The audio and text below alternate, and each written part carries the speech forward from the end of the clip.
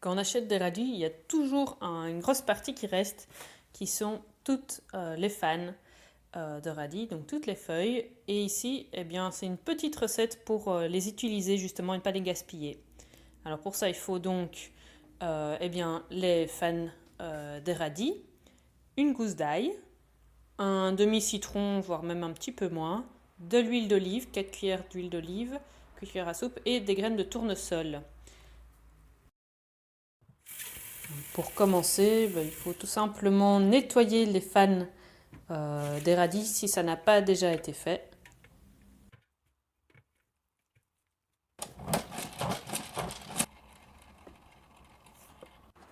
Donc, ensuite, quand les feuilles sont lavées, il faut les couper grossièrement, pas besoin de les couper de manière très fine puisque ça va être mixé. Ensuite, la gousse d'ail, il faut la peler et la couper en deux pour en retirer le germe qui est à l'intérieur s'il y en a un et qui est une partie un peu moins digeste, et puis couper en petits morceaux la gousse mais pas trop petit puisque ce sera de nouveau haché. Alors les graines de tournesol, pour qu'elles aient un peu plus de goût, elles peuvent être grillées dans une poêle qui a déjà été chauffée, donc simplement les laisser là et attendre qu'elles soient dorées. En attendant que les graines soient dorées, c'est un excellent moment pour presser le demi-citron qui était là en attente.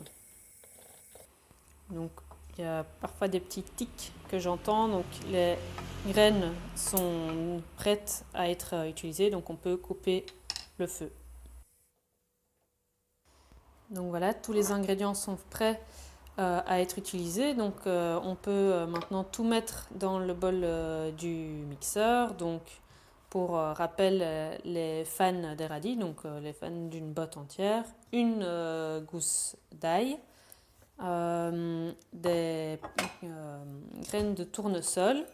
J'ai pas dit la quantité tout à l'heure, mais il y en a 40 grammes ici. Et le jus du demi-citron.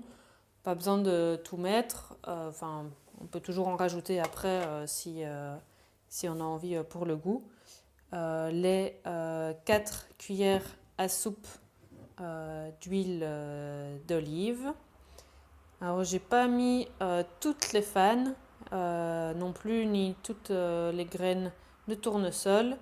Simplement parce que mon mixeur n'est pas assez grand pour tout accueillir. Et donc je vais le faire en deux fois. Je vais d'abord mixer la première partie et puis je mixerai avec le reste. Et puis ici je vais déjà ajouter un petit peu de sel, mais ça peut être fait aussi en fin de mixage pour vraiment rectifier le goût. Donc, tout est prêt pour être mixé, donc il faut simplement maintenant brancher la machine pour la lancer. Voilà, et c'est parti.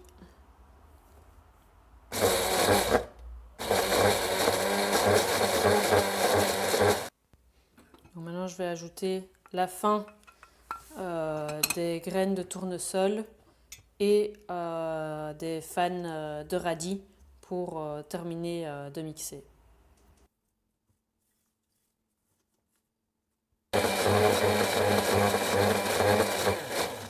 Voilà, le pesto est prêt. Il n'y a plus qu'à le mettre dans un petit pot pour le consommer plus tard. Et ça se conserve au frigo pendant quelques jours. Et pour éviter qu'il ne s'oxyde, eh bien, on peut rajouter un petit peu d'huile d'olive au-dessus. Voilà, bien couvrir d'huile d'olive en fait.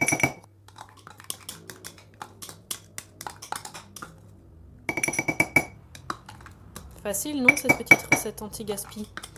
J'espère qu'il y en a plus d'un qui vont être inspirés par cette petite recette et qui ne vont plus jeter les fans pour tester ça et pour goûter. Ça vaut vraiment la peine.